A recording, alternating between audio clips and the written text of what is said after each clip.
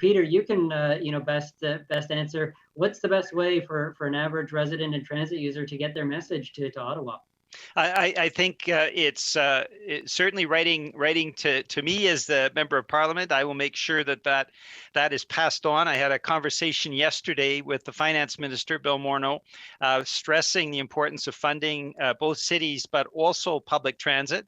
I can see from our feed, we've got Marla and Judy. Judy says, fight for transit, Mayor Cote, and Mayor Cote is absolutely doing that in the most effective way possible.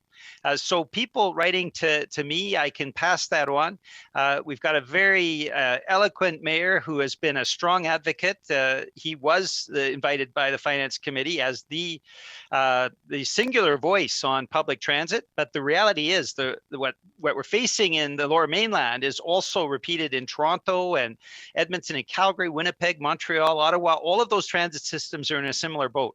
And so working with all of those other areas to put pressure on the federal government would be extremely important. This is how we get things done, is by putting the pressure on. And certainly when it comes to all of the responses of the federal government so far, for the emergency response benefit, initially it wasn't actually even put into place.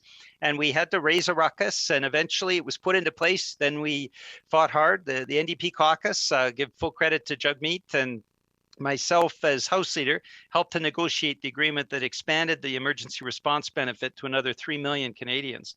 And then we fought to have the students have a benefit as well.